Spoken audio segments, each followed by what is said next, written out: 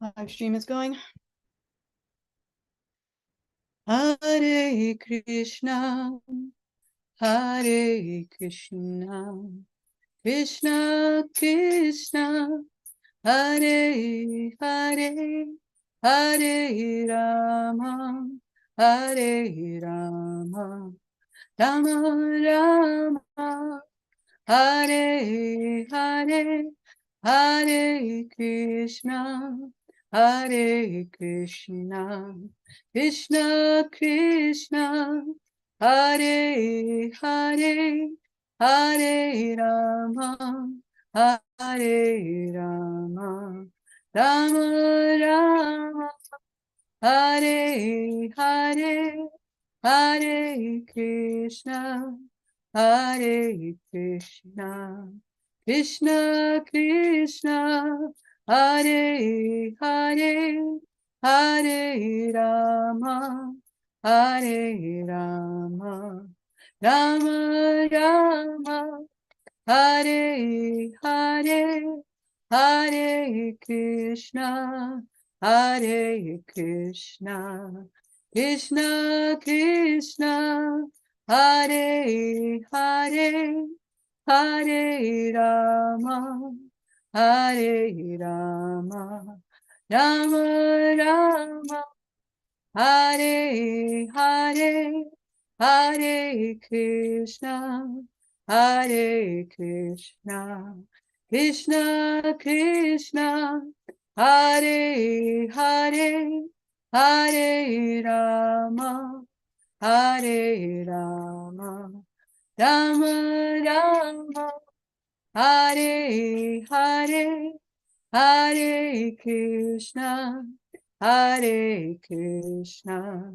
Krishna Krishna, Hare Hare, Hare Rama, Hare Rama, Rama Rama, Hare Hare, Hare Krishna, Hare Krishna, Krishna Krishna, Hare Hare, Hare Rama, Hare Rama, Rama Rama, Hare Hare.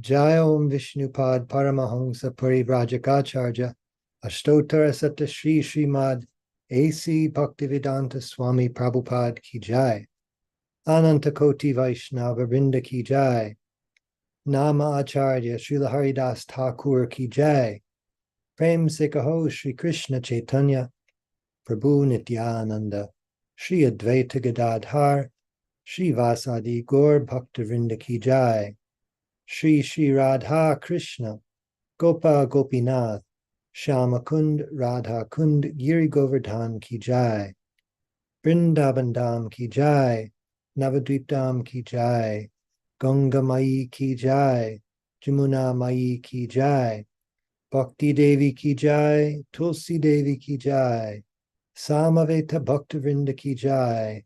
All glories to the assembled devotees. All glories to the assembled devotees. All glories to the assembled devotees. Gaur Premanande Hari Hari Bol. And thank you, Tulsi Priya, for the kirtan, and welcome to everyone for Srimad Bhagavatam class with His Holiness Jayadvaita Swami and friends. It is Wednesday, November 8th, 2023, and we're reading in the third canto of Srimad Bhagavatam, 25th chapter. Someone will have to remind me what verse we left off with. And we're very happy to have everyone here, and happy especially to hear from the able-voiced participants tonight. And thank you for joining us, Maharaj. Hare Krishna.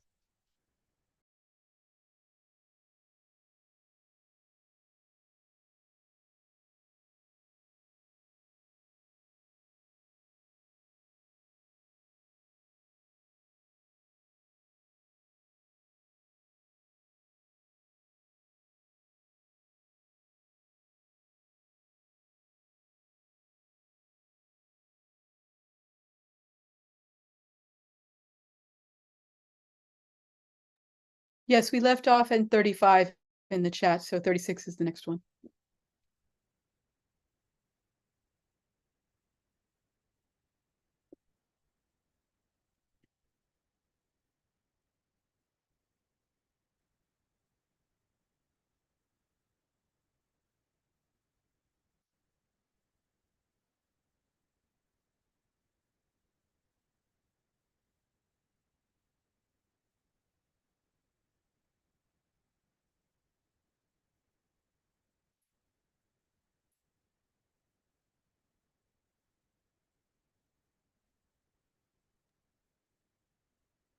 Hari Hari Bol.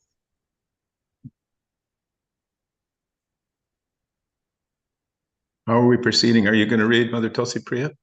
I can try. So text 36. Om Namo Bhagavate Vasudevaya. Om Namo Bhagavate Vasudevaya. Om Namo Bhagavate Vasudevaya. Srimad Bhagavatam, 3rd Canto, Chapter 25, Text 36. Dardarshaniya Vaya Verudara Vilasaha Sekshita Vama Suktai Hritatmano Hrita Pranams Chabaktir Anichchato Me Gatim Anvim Prayunkte. Translation. Upon seeing the charming forms of the Lord, attractive and smiling, and hearing his very pleasing words, the pure devotee almost loses all other consciousness. His senses are freed from all other engagements, and he becomes absorbed in devotional service. Thus, in spite of his unwillingness, he attains liberation without separate endeavor. Purport. By His Divine Grace, Srila Prabhupada. There are 3 divisions of devotees: first class, second class, and third class. Even the third class devotees are liberated souls.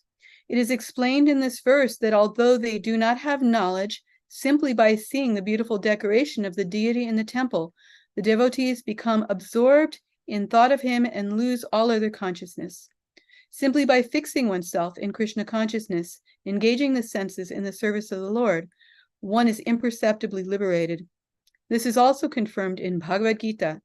Simply by discharging uncontaminated devotional service as prescribed in the scriptures, one becomes equal to Brahman.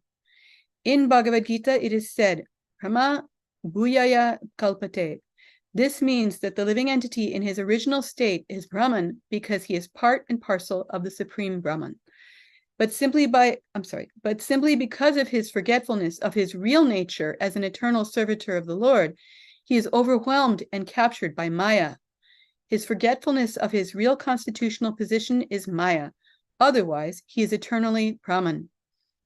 When one is trained to become conscious of his position, he understands that he is the servitor of the Lord. Brahman refers to a state of self-realization.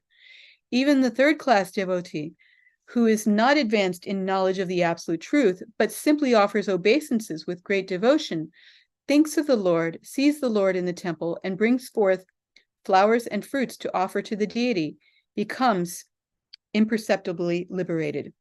Shraddhayan Vita. With great devotion, the devotees offer worshipful respects and paraphernalia to the deity. The deities of Radha and Krishna, Lakshmi and Narayan, and Rama and Sita are very attractive to devotees, so much so that when they see the statue decorated in the temple of the Lord, they become fully absorbed in thought of the Lord. That is the state of liberation. In other words, it is confirmed herewith that even a third-class devotee is in the transcendental position, above those who are trying for liberation by speculation or by other methods. Even great impersonalists like Shukadev Goswami and the 4 Kumaras were attracted by the beauty of the deities in the temple, by the decorations, and by the aroma of Tulsi offered to the Lord, and they became devotees. Even though they were in the liberated state, instead of remaining impersonalists, they were attracted by the beauty of the Lord and became devotees. Here the word vilasa is important. Vilasa refers to the activities or pastimes of the Lord. It is a prescribed duty in temple worship that not only should one visit the temple to see the deity nicely decorated, but at the same time he should hear the recitation of Srimad Bhagavatam, Bhagavad Gita, or some similar literature, which is regularly recited in the temple. It is the system in Vrindavan that in every temple there is recitation of the Shastras. Even third-class devotees who have no literary knowledge or no time to read Srimad Bhagavatam or Bhagavad Gita get the opportunity to hear about the pastimes of the Lord. In this way, their minds may remain always absorbed in the thought of the Lord, his form, his activities, and his transcendental nature. This state of Krishna consciousness is a liberated stage. Lord Chaitanya therefore recommended 5 important processes in the discharge of devotional service. 1, to chant the holy names of the Lord, Hare Krishna, Krishna Krishna, Hare Hare, Hare Rama, Rama Rama, Hare Hare. 2, to associate with devotees and serve them as far as possible. 3, to hear Srimad Bhagavatam. 4, to see the decorated temple and the deity, and if possible, 5, to live in a place like Vrindavan or Mathura. These 5 items alone can help a devotee achieve the highest perfectional stage. This is confirmed in Bhagavad Gita and here in the Srimad Bhagavatam. That third-class devotees can also imperceptibly achieve liberation is accepted in all Vedic literatures. Om Jnana-timirandasya Jnananjana Shalakaya Chakshurun Militam Yena Tasmai Shri Gurave Namaha. So I noticed the word imperceptibly is repeated quite a few times here.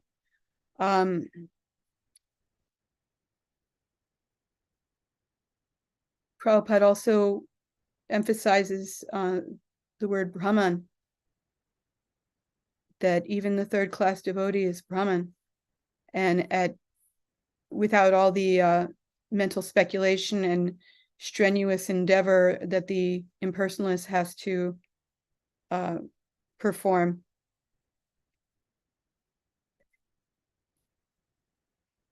And the imperceptibly, I'm not quite sure what I think about that. One thing that does come to mind is that if it's imperceptible, that means you can't perceive it. But it's a fact. And so we need to be very careful, because even devotees who may not seem to be very advanced are actually very elevated.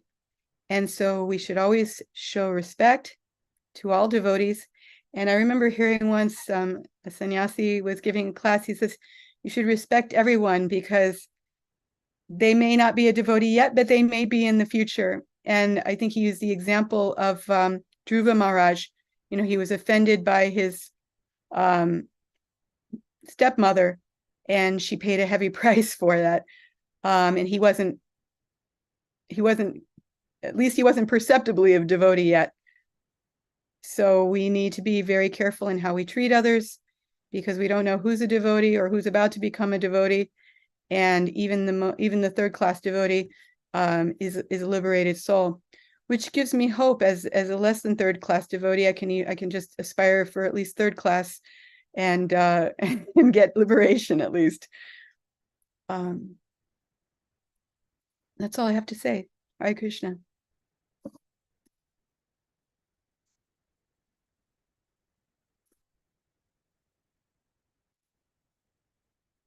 Panchatattva Prabhu, any comments?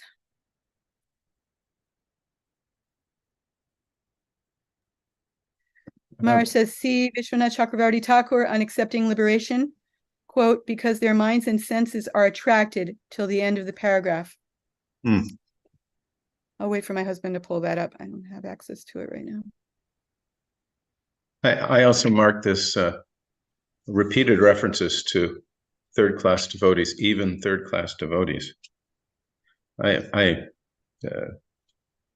would stand corrected, but I'm assuming third class means, you'll have the Uttama Adhikaras, Majjhima Adhikaras, and Kanishta Adhikaras. So the Kanishta, he's considered in the third class, or he's a neophyte devotee, beginner devotee.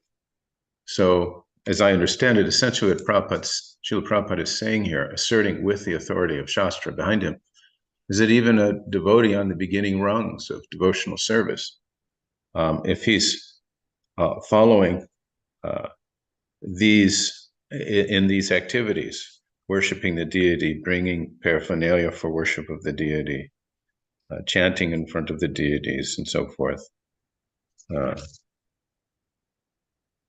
he's to be considered, quote unquote, imperceptibly liberated.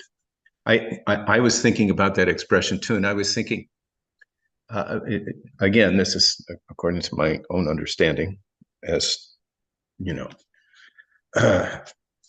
as faulty as it may be, as impeachable as it may be, is that imperceptible here means he may still have some of the constraints of a third-class devotee. He's not necessarily recognizing the exalted nature of other devotees. He's confining his worship to the deity and his spiritual master. He doesn't have a firm grasp of the Shastra. He's not ready to go out and expound on Krishna consciousness to others and convince them. He's in the beginning rungs of devotional service, and so those other manifestations of advancement in devotional service aren't there. But even though he's a beginner in many ways, because he's following under the order of his spiritual master, he's to be considered imperceptibly liberated.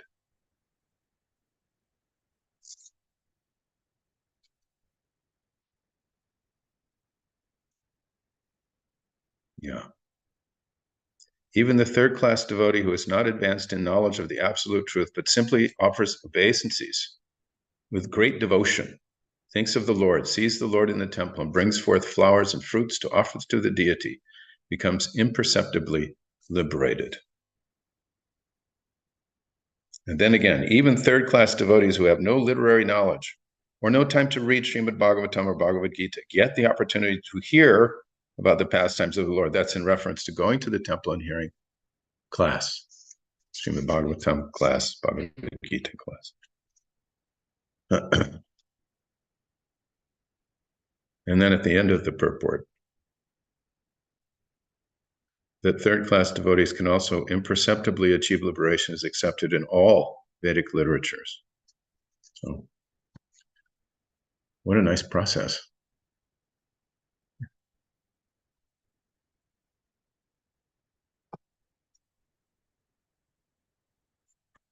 Surabhi Kunj Mataji, are you taking charge of the chat box?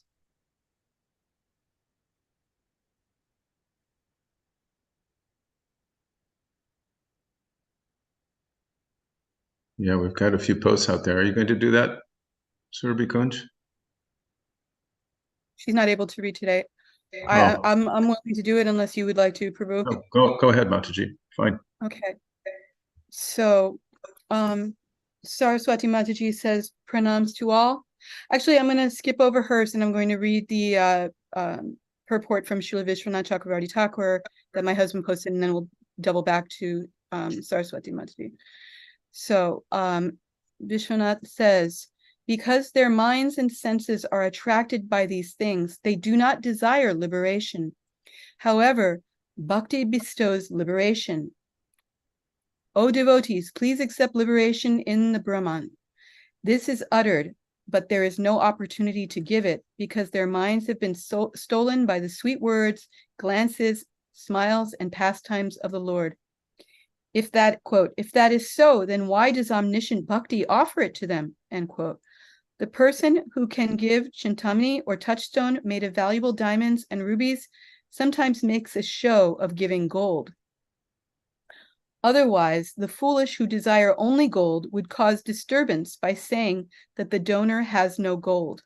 Bhakti, in order to destroy foolishness of purported jnanis who desire only liberation, offers liberation to the devotees, but does not really desire to give it to them. That's some 3D chess level reasoning there. It's like, no, we can, you have it, but you don't want it because you don't need it. You're not interested, but it's there. And because you don't want it, you don't take it.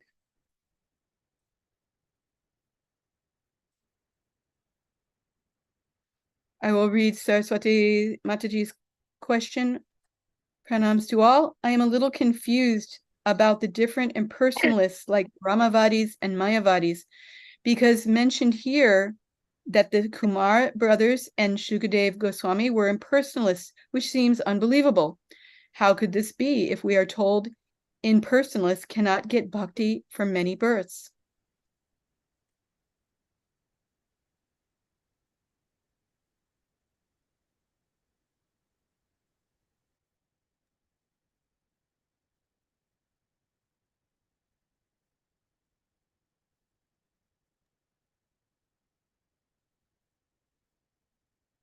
Arash says, I sometimes hear a lot made of this distinction, Brahmavadis versus Mayavadis.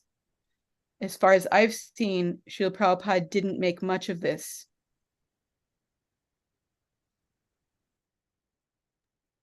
I was thinking He put them all, I'm sorry, he put them all together in one basket, impersonalist. I guess that's it at the bottom, at bottom, it's like if you don't, whether you don't recognize that Krishna has, that the absolute truth has personality, or you don't choose to focus on that personality, the result is kind of the same. You're not relating to Krishna as a person. You're just, off, whether it's nothingness or the void or Brahman, or all one. It's still the personality of Godhead is not there. So it's, as Maharaj is saying, Prabhupada didn't distinguish too much between it. I'm sorry, Prabhu, No, that's quite all right. That was great. I was thinking about this question that Mother Saraswati is asking. And of course, we read in the pages of Bhagavatam that the 4 Kumaras, they smelled the aroma of the lotus, of the tulsi leaves offered at the lotus feet of the Lord, and that caused a change of mind, a change of heart, a change of consciousness. And Shukadev Goswami, of course, he was the son of Vedavyas, and he was able to hear the Srimad Bhagavatam. So, in general, we say that even regarding jnanis, bhavanam, jnanavan, and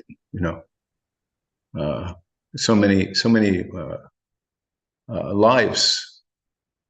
Bhavanam jamanam ante jnanavan man prapadyante vasudeva sarvamiti sa mahama sudurlava. So many bhavanam, so many lifetimes they have to pass, and eventually they come to understand. But by the potency of the Lord and His devotees, that lengthy journey can be shortened. As for all of us, what were our backgrounds before we met devotees? We were certainly, for the most part, shot through with impersonalism and voidism, or just gross materialism. But it was the intercession of some kind of Vaishnava that made our lives a little different. So in the case of these great personalities like the 4 Kumaras, and what to speak of Shukadev Goswami.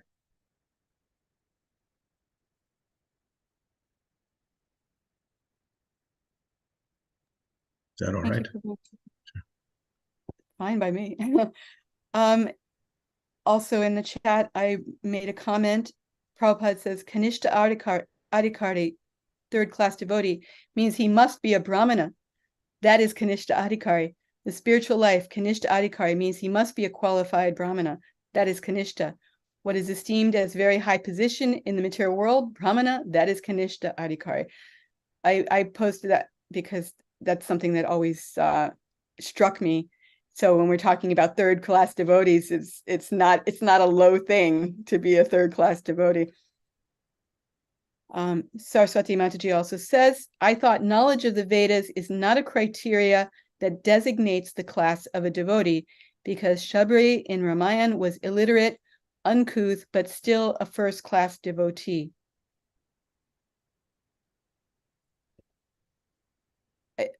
I'll answer that, at least according to my understanding.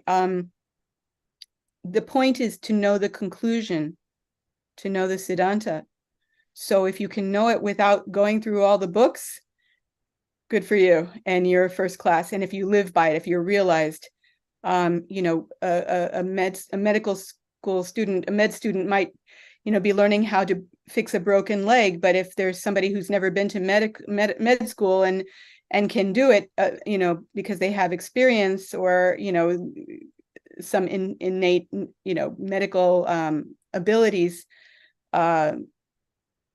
you know, from a past life or something like that, and they can fix a broken leg, then, you know, the point is things get done. It gets, you know, the goal is accomplished. Somebody else may want to add to that. Maharaj also says in the chat, the Kumaras were impersonalists, but then they became attracted to the personality of Godhead. Similarly, Shukadeva Goswami.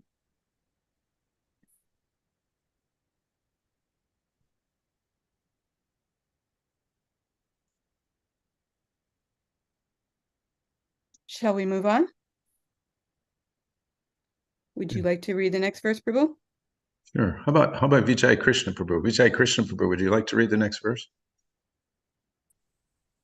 Yes, I would, but I would like for you to go first. All right, I'll do it. Thank you.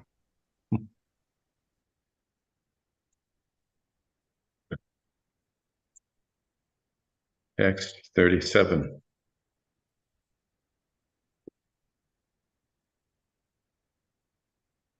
Ato vibhutim maya vinastam aishvaryam ashtangam anupravrittam sriyam bhagavatim vasprihayanti bhadram parasyamete shnuvate tuloke. Translation. Thus, because he is completely absorbed in thought of me, the devotee does not desire even the highest benediction available in the upper planetary systems, including Satyaloka.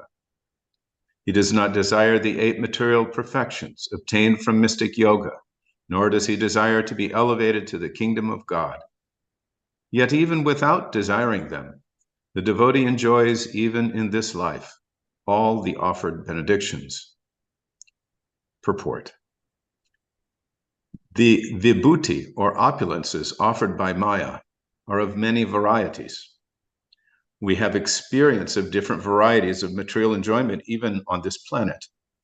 But if one is able to promote himself to higher planets like Chandraloka, the sun, or still higher, Maharloka, Janaloka, and Tapaloka, or even ultimately the highest planet, which is inhabited by Brahma and is called Satyaloka, there are immense possibilities for material enjoyment. For example, the duration of life on higher planets is far, far greater than on this planet. It is said that on the moon, the duration of life is such that our 6 months are equal to 1 day. We cannot even imagine the duration of life on the highest planet. It is stated in Bhagavad Gita that Brahma's 12 hours are inconceivable even to our mathematicians. These are all descriptions of the external energy of the Lord, or Maya. Besides these, there are other opulences which the yogis can achieve by their mystic power. They are also material. A devotee does not aspire for all these material pleasures, although they are available to him simply by wishing. By the grace of the Lord, a devotee can achieve wonderful success simply by willing. But a real devotee does not like that. Lord Chaitanya Mahaprabhu has taught that one should not desire material opulence or material reputation, nor should one try to enjoy material beauty. One should simply aspire to be absorbed in the devotional service of the Lord, even if one does not get liberation, but has to continue the process of birth and death unlimitedly. Actually, however, to one who engages in Krishna consciousness, liberation is already guaranteed. Devotees enjoy all the benefits of the higher planets and the Vaikuntha planets also. It is especially mentioned here, Bhagavatim Bhadram.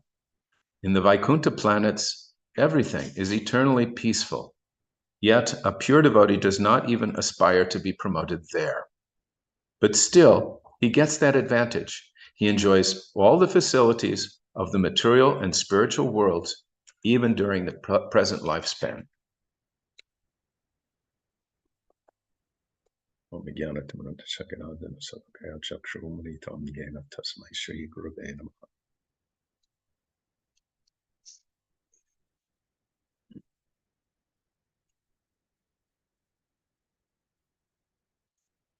So Lord Chaitanya prays in the Shikshastika prayers that he desires, he doesn't desire beautiful women, he doesn't desire all kinds of respect and followers and so forth. He doesn't even desire liberation from this material world. All he desires is the devotional service of the Lord in his life, birth after birth. That's the prayer of a devotee, of a pure devotee. And even, Prabhupada says, even that is the position of the devotee. All of these things come automatically anyway. It's not that by taking to the path of devotional service, one's life becomes void, one's senses become void, one's activities become void. Because he's engaging everything in the service of the Lord, everything becomes spiritualized. He's following the rules and regulations of devotional service, and he finds step by step that as opposed to his life previously as a non-devotee, he's enjoying real happiness and real freedom. The very things that as a non-devotee he would have regarded as strictures and sources of distress because of the control of the senses become satisfaction, happiness, peace, spiritual prosperity. So there's some indication here in this purport. It begins by talking about how the opulences of the material world are of many varieties. Vibhuti, these offered by Maya. And this is what everybody's after. We can see in the struggle of many modern leaders, they climb their way to the top, or modern industrialists, they claw their way to the top of the heap, and then they're just busy the rest of their lives holding on to everything as hard as they can, trying not to let go, and yet everything gets slipping away before too long, even their own material bodies. There's nothing permanent about that kind of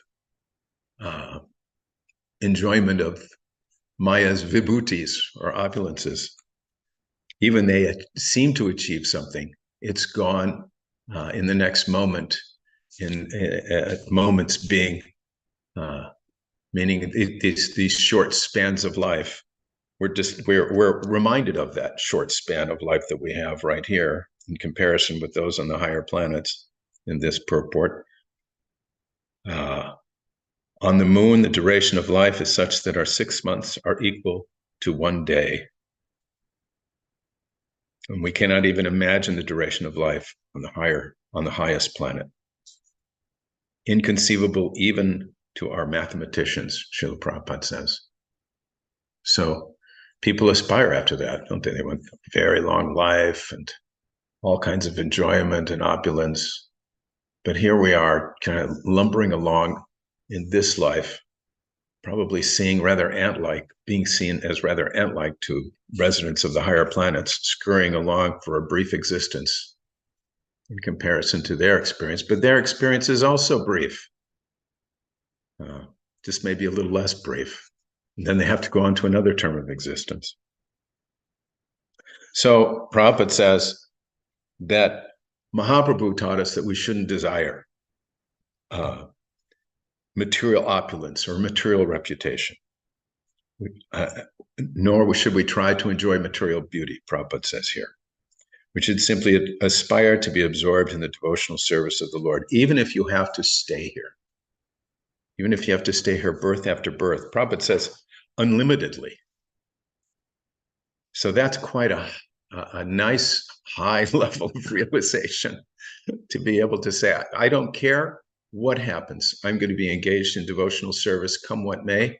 This is who I am. I'm a servant of the servant of the servant of the Lord, 1,000 times removed. Let me serve the servants of the Lord. But then Prabhupada says, although this is Mahaprabhu's mood, he says in the very next sentence, actually, however, to one who engages in Krishna consciousness, liberation is already guaranteed. And he goes on to say that in a way that's almost mysterious, devotees enjoy all the benefits of the higher planets and the Vaikuntha planets also. And then he switches again and says, in the Vaikuntha planets, everything is eternally peaceful, yet a pure devotee does not even aspire to be promoted there. But still he gets that advantage. It's interesting.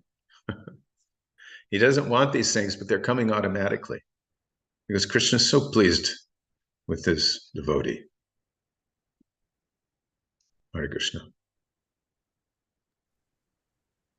In the chat,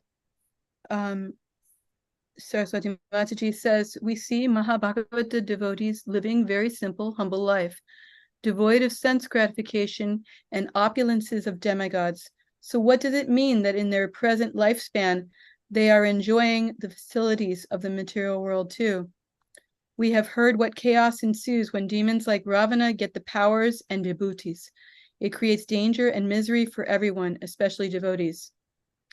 And Maharaj says, Atyatitat sarvamidam vidutva yogi param stanam upaiti divyam.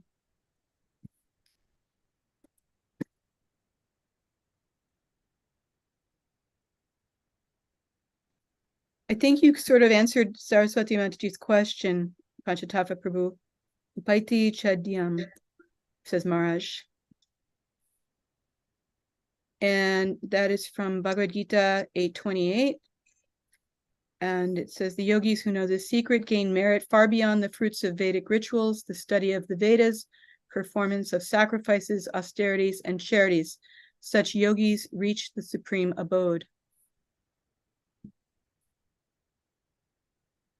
My husband says in the chat for Saraswati Mataji, it is only by Krishna's grace that one can enjoy anything.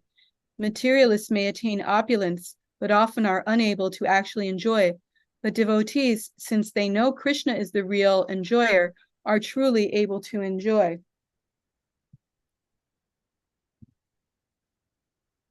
That's the thing. It's all about service.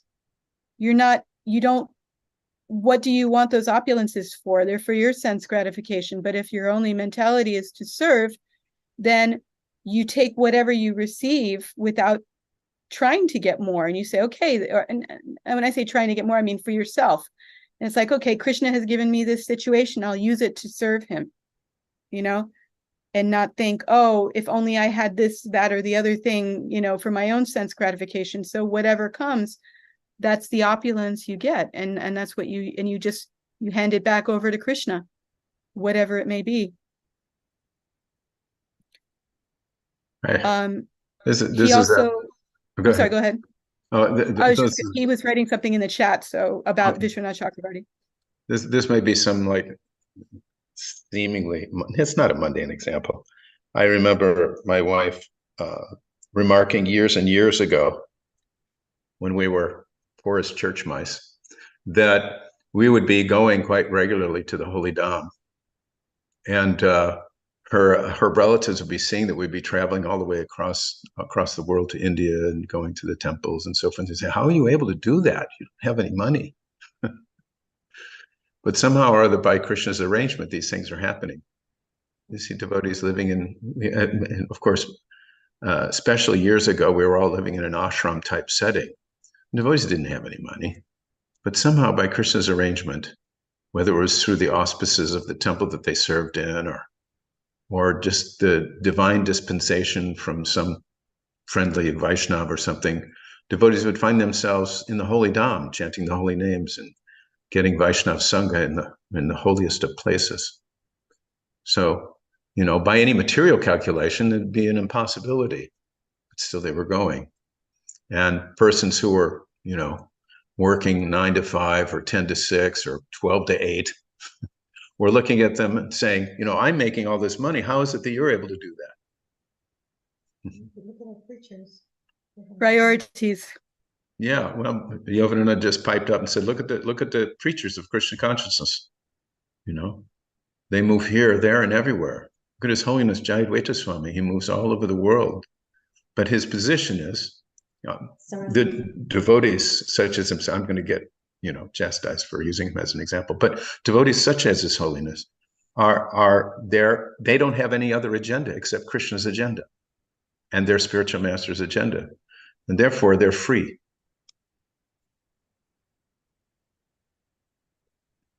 That's the real opulence, freedom.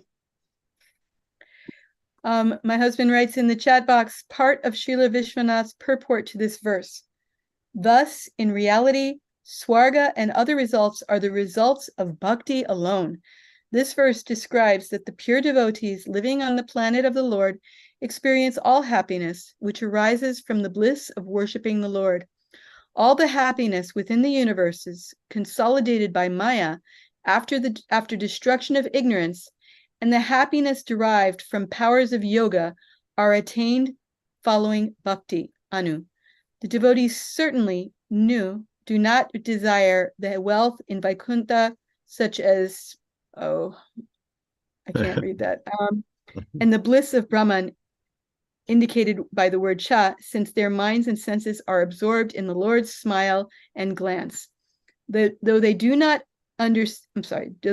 desire these things, they attain Vaikuntha, the planet of the Supreme Lord. This shows the Lord's particular affection for His devotees. Saraswati says, thank you all for clarification. Very easy to understand now. I was thinking, in the material world, you can have some opulences, but you can't have all the opulences. And so when you're lacking in some opulences, the lack is highlighted by the opulences you do have. If you have a lot of wealth, but you don't have enough time, that's a source of pain. If you have a lot of time, but no wealth, that's also a source of pain. But the devotees, because they're serving, the supreme enjoyer, and it's a spiritual relationship, they dwell in eternity. And as the servant, they get to share in all the opulences Krishna possesses. So you get both all the time to participate in those opulences and without any of the inebrieties connected to, opulences in the material world. And it's a win-win both ways. But devotees don't care about that. And the reason they don't care is why they get to participate in them, because of the service mentality. It seems like if you're just trying to grasp something that doesn't belong to you, you automatically doom yourself to not being able to enjoy it. Whereas if that's a really good point. Just by wanting to and striving to, you've doomed yourself before you even get started. Yeah. And and as conditioned souls, we're in that predicament because Bhagavad Gita says, "Ichcha dvesha samutena," born into this world, covered by desire and envy. We want to enjoy the material vibhutis, Maya's opulences, and we see someone else has some opulences, and we want their opulences, or we want to accumulate, and we're disturbed that someone else has them, and ultimately we become envious of Krishna because he possesses all opulences. My wife likes to quote this. What does it say? No, tell them. No, you say right here. All right. Well, she's nursing her shoulder right now. Srila Bhaktisiddhanta Saraswati Thakur says there are two worms in the heart of the conditioned soul. What are they? One is greed. One is greed. And the other secret bad habits. And the other one is secret bad habits. I'm not exactly sure. That greed certainly applies to this. Yeah. But yeah. Develop secret bad habits. To worms. In the chat, my husband says a miser, kripana, is one who has wealth but doesn't utilize it properly and thus never enjoys. Mm. I always remember in the story of the Avanti Brahmana, in the, is that 11th or 12th canto? I can't remember now. But it says one of the criticisms of him is that he would not even spend a farthing on his own sense gratification. So worse even than being a sense enjoyer is somebody who doesn't even try to enjoy, it's like Yes. They just hoard their money and they don't even spend it on something positive like sense gratification. Scrooge. Not that that's positive, but it's a step up from just being a miser. Yeah.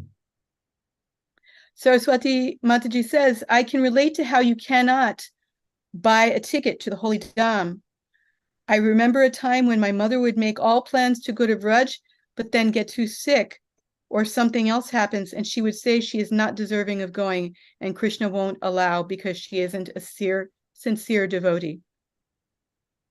Mm-hmm. Or maybe she already had Vrindavan in her heart and Krishna was just trying to increase her desire. Dana Mataji says, our secrets keep us sick. Wow. That's really good. That's really good. So if you're hiding your faults, if you're trying to appear like you're some, proper pukka, highly moral person and hiding it, then yeah, it's going to make you sick because that's not the truth. And also you're not humble. Mm. If you're humble, then you say, yes, these are my faults. I'm not a good person. I do this, I do that, But yeah, your secrets keep you sick. Yeah, I Thank think that's one of the aspects of the writings, the songs of Bhaktivinoda Thakur, where he's, he laments like this and that. He's speaking on behalf of the conditioned souls, but he's indicating that this should be the mood of a person who's hammered by material life, who's completely ensnared. He should be feeling some regret that he's in this condition. I've never performed any pious activities. I'm unhappy to see when someone else is happy. I just, I've never worshiped the Lord. We should be we should have that kind of introspection so that we can ferret out all those things we need to work on.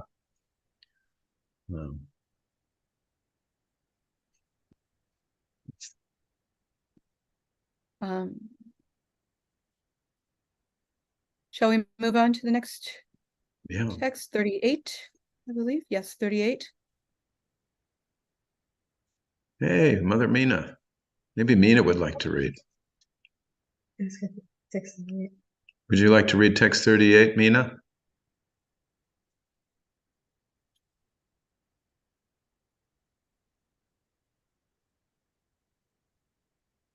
If anybody else would like to read, either raise your hand, use the raise hand feature, or just jump on in. Yeah, here she comes. Sorry, I'm not set up for, I don't have text. Yeah, maybe next time. Okay, no problem. Sorry, I didn't mean to put you on the spot like that. There is a Priyanka in the room here. I don't, if she would like to read, or Bhakti Dana, whoever jumps in first.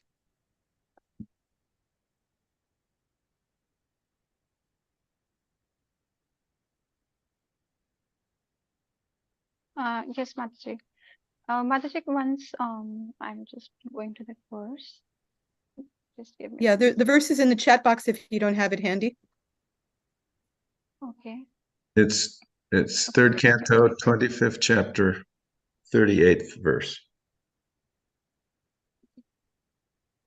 Nakar hai chanmatpara shanti rupe, Nakshanti no me anveshole dihete, Yesham aham priye atma satascha, Sakha guru suhrido devam ishtam.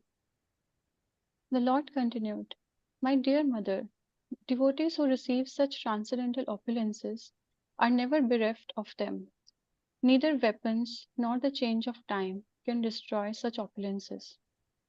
Because the devotees accept me as their friend, their relative, their son, preceptor, benefactor, and supreme deity, they cannot be deprived of their possessions at any time. It is stated in Bhagavad Gita that one may elevate himself to the higher planetary systems, even up to Brahmaloka, by dint of pious activities.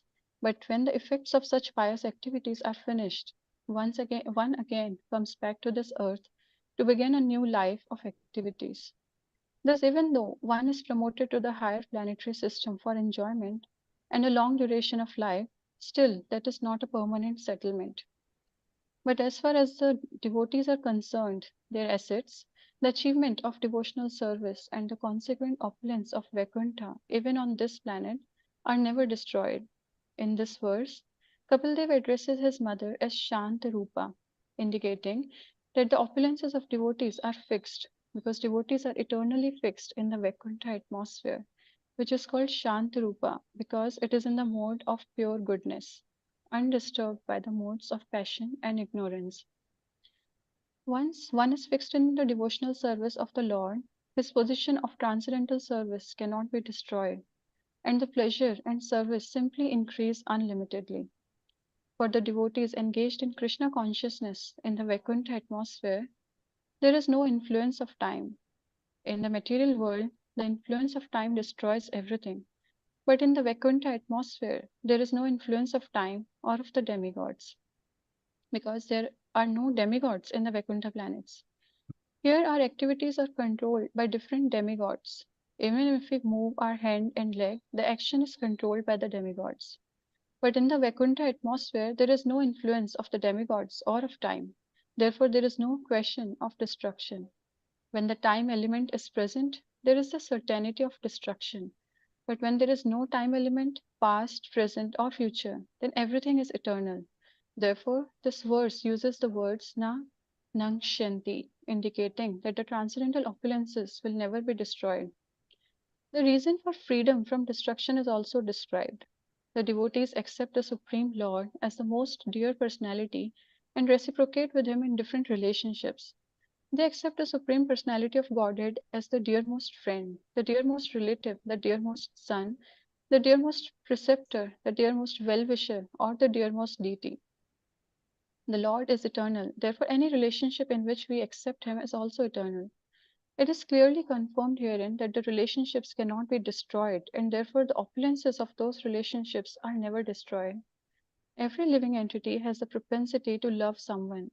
We can see that if someone has no object of love, he generally directs his love to a pet animal like a cat or a dog. Thus, the eternal propensity for love in all living entities is always searching for a place to reside. From this verse, we can learn that we can love the Supreme Personality of Godhead as our dearmost object, as a friend, as a son, as a preceptor, or as a well wisher, and there will be no cheating and no end to such love. We shall eternally enjoy the relationship with the Supreme Lord in different aspects. A special feature of this verse is the acceptance of the Supreme Lord as the Supreme Preceptor. Bhagavad Gita was spoken directly by the Supreme Lord, and Arjuna accepted Krishna as Guru or spiritual master. Similarly, we should accept only Krishna as the Supreme Spiritual Master. Krishna, of course, means Krishna and his confidential associate and confidential devotees. Krishna is not alone. When we speak of Krishna, Krishna means Krishna in his name, in his form, in his qualities, in his abode, and in his associates. Krishna is never alone, for the devotees of Krishna are not impersonalist. For example, a king is always associated with his secretary, his commander, his servant, and so much paraphernalia. As soon as we accept Krishna and his associates as our preceptors, no ill effects can destroy our knowledge. In the material world, the knowledge which we acquire may change because of the influence of time, but nevertheless, the conclusions received from Bhagavad Gita directly from the speeches of the Supreme Lord, Krishna, can never change. There is no use interpreting Bhagavad Gita, it is eternal. Krishna, the Supreme Lord, should be accepted as one's best friend. He will never cheat, he will always give his friendly advice and friendly protection to the devotee. If Krishna is accepted as a son, he will never die. Here we have a very loving son or child, but the father and mother or those who are affectionate towards him always hope, may my son not die. But Krishna actually never will die. Therefore, those who accept Krishna or the Supreme Lord as their son will never be bereft of their son. In many instances, devotees have accepted the deity as a son. In Bengal, there are many such instances, and even after the death of the deity performs the Shraddha ceremony for the father. The relationship is never destroyed. People are accustomed to worship different forms of demigods, but in Bhagavad Gita, such a mentality is condemned. Therefore, one should be intelligent enough to worship only the Supreme Personality of Godhead in his different forms, such as Lakshmi Narayan, Sita Ram, and Radha Krishna. Thus, one will never be cheated. By worshipping the demigods, one may elevate himself to the higher planets. But during the dissolution of the material world, the deity and the abode of the deity will never be destroyed. But one who worships the Supreme Personality of Godhead is promoted to the Vaikuntha planets, where there is no influence of time, destruction, or annihilation. The conclusion is that the time influence cannot act upon devotees who have accepted the Supreme Personality of Godhead as everything.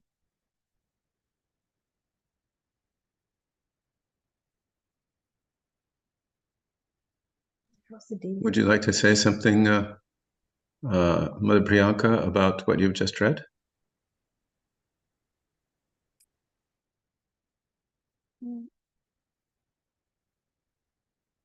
Maybe Prabhuji, you can start and then I can share something.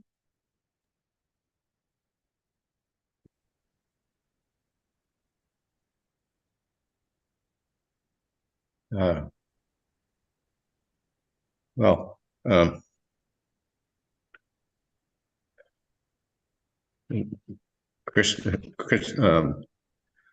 Lord Kapila is continuing to talk about these opulences which are automatically obtained by devotees, saying that such transcendental opulences obtained by devotees are never lost by them, and nothing material can cause them to be lost. And he points out that it's because they've accepted this relationship with him. He says, because the devotees accept me as their friend, their relative, their son, preceptor, benefactor, and supreme deity, they cannot be deprived of their possessions at any time. Possessions meaning these transcendental opulences. This wonderful verse. For some reason or other, while this was going on, I kept thinking about how I had heard about a devotee in Mayapur. He had taken a really bad fall or something, and he had gotten extremely ill. I can't remember which it was, but his only concern that he was expressing over and over with lamentation was, who's going to take care of my deity? Who's going to take care of my deity? His anxiety was that his deity would be taken care of properly. He wasn't even thinking about his, physical condition, which is a really nice mood. That's also a very interesting section in the purport where we're so under control of others. Here, Prabhupada says, here our activities are controlled by different demigods. Even if we move our hand and leg, the activity is controlled by the demigods. But there aren't any demigods in the Vaikuntha planets. There's no influence of time. There's no influence of the demigods. Here, there's certainty of destruction, Prabhupada says, due to the time element. There's no such thing in the Vaikuntha world. Therefore, na nakshanti. Na nakshanti. Transcendental opulences will never be destroyed. I speak for myself when I say I can't even imagine such a platform of, no influence, none of the deteriorating influences of time, no such destruction, no difficulties when I get up in the morning, I'm all creaky. No such limitations on the body and mind. No difference between the soul and the body. These things seem incomprehensible to me, so I take them on faith. And part of that comes from this description of Krishna himself as being absolute. He's absolute. His name, his form, his qualities, his abode, his associates, Prabhupada says. All of these things are there when we talk about Krishna. We don't describe Krishna as being alone. Krishna is always in relationship. Anyone else? Mother Tulsi Priya, you want to pipe up? I was just making a couple of notes. Prabhupada, I always love it when he says, everyone has a propensity to love, and if we don't have a person to love, we'll get a pet cat or dog. And non-devotees also understand that we have a propensity to love, but they think that if they simply love another jiva or a pet or humanity in general or material nature, like people say, oh, I live in wonder of the universe, things like that. They think that's enough and that's their spirituality. But since those objects of love are material and ephemeral, and since the jiva is eternal, then the propensity to love will always be cheated by reposing it in an inappropriate object. And so the only worthy object of our love as eternal beings is to repose it in something internal, which is Krishna, and those in connection with Krishna. In other words, it has to be conscious. We have to understand we're eternal in our relationship, and then we can love others through Krishna and properly know how to love other people, and what to speak of animals in the whole world. But it's such a beautiful purport, and we are over time. And Priyanka Mataji didn't speak, so please come again on tomorrow or Friday and share your thoughts. Yeah, nice reading. Thank you. Yes, Mataji. Sure. Thank you so much.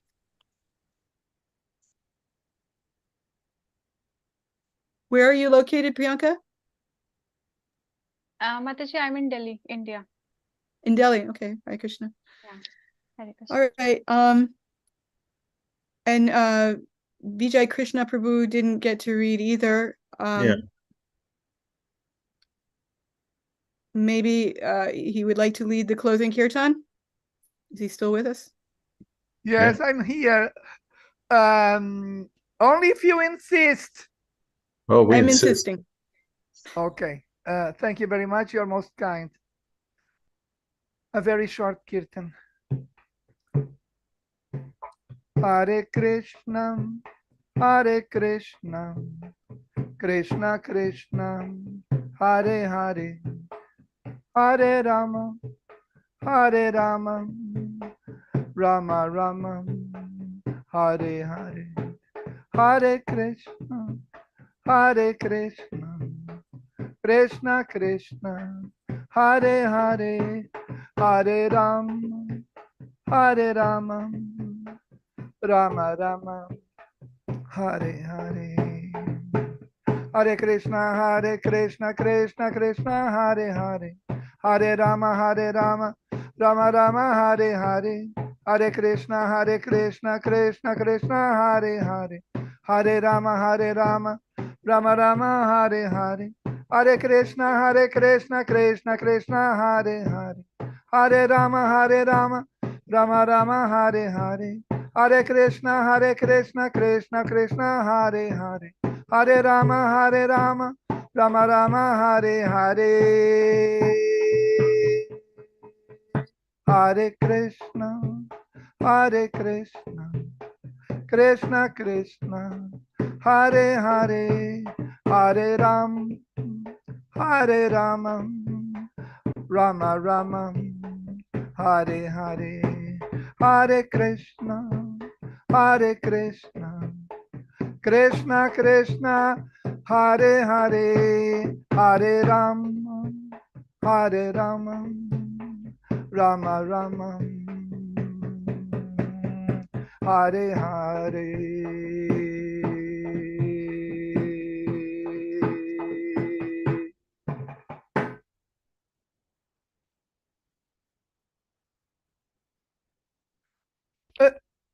Jayam Vishnupada Paramahamsa Parivrajakacharyam Ashtotarashata Shri Srimad Sua Divina Graça A.C. Bhaktivedanta Swami Prabhupada Ki Jai. Founder Acharya of ISKCON, Srila Prabhupada Ki Jai. Jayam Vishnupada Paramahamsa Parivrajakacharyam Ashtotarashata Shri Srimad His Divine Grace Bhaktisiddhanta Sarasvati Goswami Maharaj Ki Jai. Ananta Koti Vaishnava Brinda Ki Jai. Namacharya Srila Haridas Thakur Ki Jai. Prem Se Kaho Shri Krishna Chaitanya Prabhu Nityananda Jaya Advaita Gadadhar Srivasa Di Gora Bhakta Vrinda Ki Jai. Shri Shri Radha Krishna Gopa Gopinath Shyama Kund Radha Kund Giri Govardhan Ki Jai. Shri Vrindavan Dham Ki Jai. Shri Mathur Dham Ki Jai. Shri Navadvip Dham Ki Jai. Shri Jagannath Puri Dham Ki Jai. Ganga Mai Ki Jai. Jamuna Mai Ki Jai. Bhakti Tulasi Devi Ki Jai. Bhakti Devi Ki Jai. Sankirtan Yagya Ki Jai. Brihad Mridanga Ki Jai. Samaveta Bhakta Vrinda Ki Jai. Gora Premanandi Hari Haribol. All glories to the assembled devotees. All glories to the assembled devotees. All glories to the assembled devotees, and all glories to Shri Guru and Gauranga. All glories to Srila Prabhupada. Jai.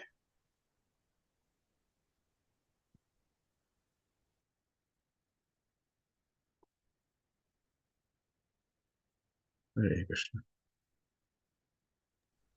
Hare Krishna.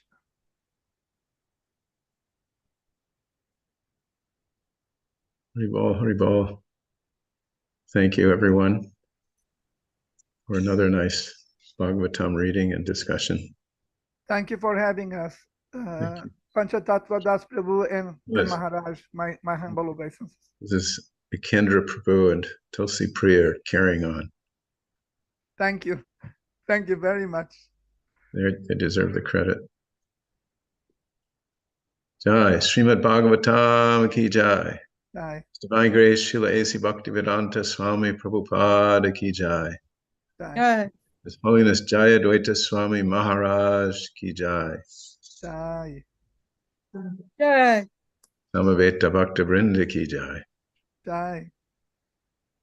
Jai. Oh yes, Maharaj put Samaveta. Don't forget Samaveta. Thank you, Maharaj. Thank you, Gurudev. Hari Hari. So we'll see, we hope to see you all again tomorrow for Sri Caitanya-caritamrta class with His Holiness Jayadvaita Swami and friends. And then on Friday again for Bhagavatam class. Hare Krishna.